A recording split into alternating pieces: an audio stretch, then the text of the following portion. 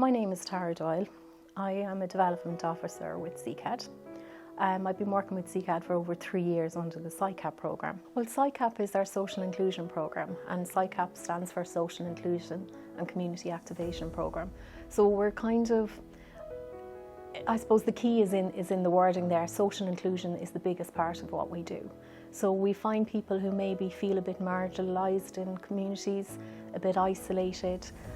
We reach out to them as best we can, and we try and encourage them to move on in life, to find better space in life, whether it's through employment, well-being or other supports that we have within the SICAP programme. In regard to the accommodation centres, I don't think any centre was fully prepared for what they were going to see coming through their doors. The great goodwill was there with these centres to say, yes, we have so many rooms, we have so many lodges, we have space that we can use to accommodate people, but I don't think they were prepared for the needs that arise with that. My name is Svetlana Halitska. I am mother of 5 kids on this moment. This is my last. My youngest was born in Ireland in Cork University Hospital, maternity hospital. He is just 1 month old. The second day of the war, when everything went worse and worse, so the shops were closed, the pharmacies were closed, and we couldn't buy anything. And then my brother called me. I was cooking dinner, and he called me and told the occupants will be here in 15 minutes. And we were in our pajamas, and then my husband, he told, put on your coats, your boots and your hats, and we are off.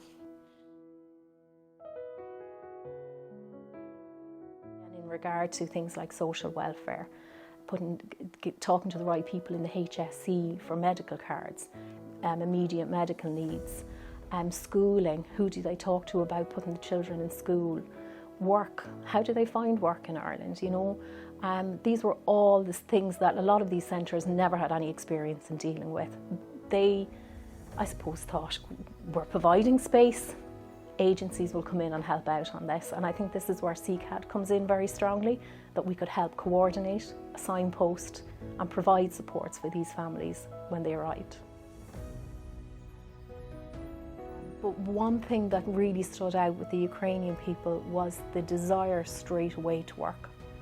We thought that need would come in several weeks after they settle in, but straight away we were being presented with people saying, how do I find a job in Ireland? How do I offer my skill set? How do I, once my child is in school, where do I go for work? What do I do? I was a shoe designer for the last 7 years, and I have customers from United States, Canada, and from UK, Europe, and from Ireland also. We can't stay without work because, you know, work means stability, money, and safety.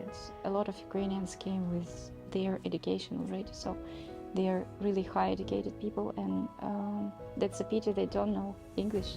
And the key thing and the first thing we say to everyone is the better your English is, the better the job that you'll get will be. So we really wanted to focus on getting them speaking English and getting a good standard of working English up to scratch as soon as possible. So the ETB came on board and they offered 2 or 3 days a week doing formal classes, but we could bring in the Fáilte Isteach English conversational classes as a kind of a complementary side to that, where they're practicing what they're learning. SICAD facilitated a group of volunteers who come to some of our centers, and they have 2 hours of English conversational lessons each week, and it helps people to learn English faster. Everything will be grand. Everything will be grand. Oh yeah, how yeah, I'm grand. Really, something quite magical happened with the volunteers, that they would meet outside of this Like one lady, I'll give you an example. One lady wanted to go for a receptionist job, but she wasn't sure of the language around receptionist work. Her English is very good, but she said, I need to know the vocabulary. What do I say? How do I, kind of have that kind of speak, that kind of corporate speak? So she was taken aside and brought through the whole process. And the volunteer brought her to a receptionist desk at a local employment space and just kind of said, yeah, come in here. Sit down, listen to how the receptionist talks. It was absolutely magical, and it was like, I can't stay around this morning. I'm going off to this job to hear someone speak English. And I went, you go for it. That's amazing.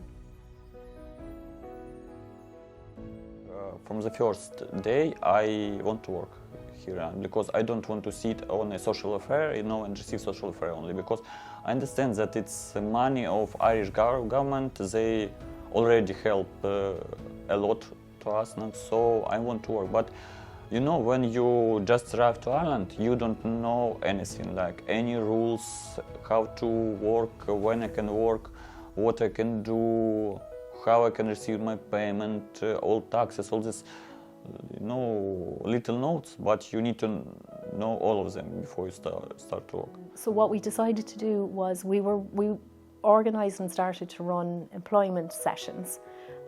We have employment officers within SECAD who focus on one-to-one sessions, finding people work that they're very interested in or want to train up and become employed in a certain kind of profession, do CVs, do cover letters, and explain to people how working in Ireland actually works, how to find a job, where to go, how to transfer your skill set, how to transfer your qualifications if you can, which agencies and bodies look after that transference of skill set. So we started to introduce all of this to the centres.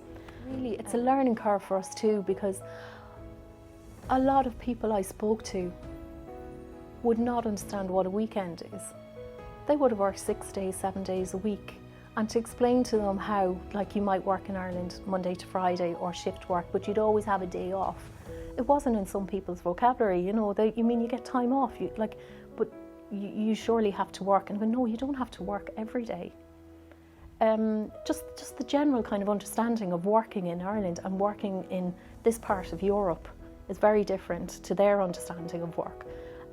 But I haven't met one person that does not want to work, that wants to get out there and earn their own way. They don't have a social welfare culture in Ukraine.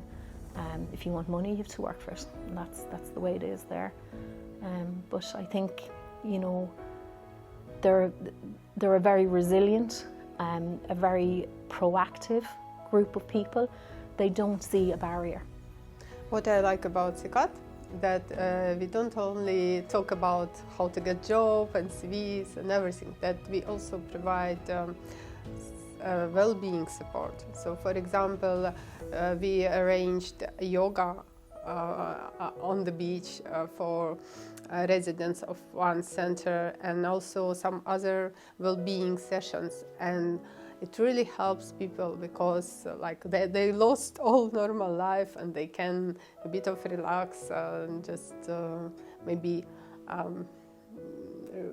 be calm and feel their emotions maybe. And also what we did in September, we supported this food festival which happened in Middleton, and Ukrainian people also took part, and then they prepared different kind of dishes, and lots of other nationalities, they prepared this their national dishes, so it was really good. Everyone enjoyed it, and it was a good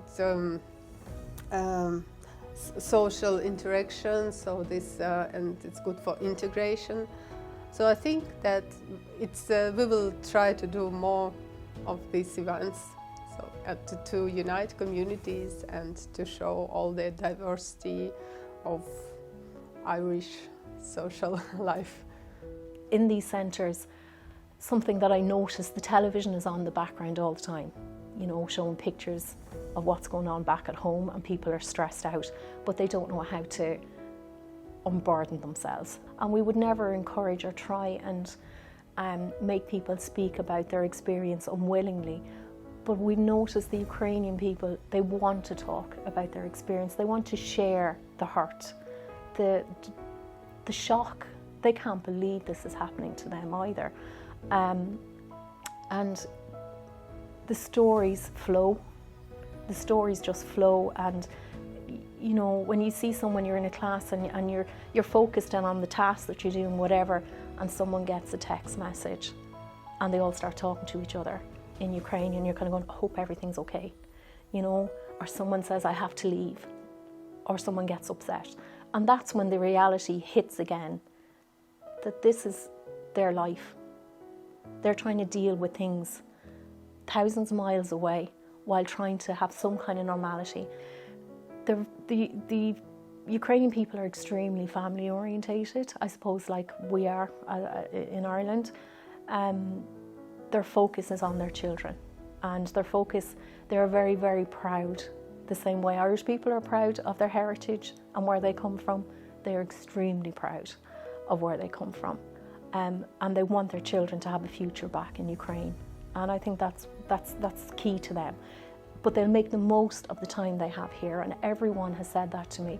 I'm going to fill in this time in Ireland to bring back and build a better Ukraine.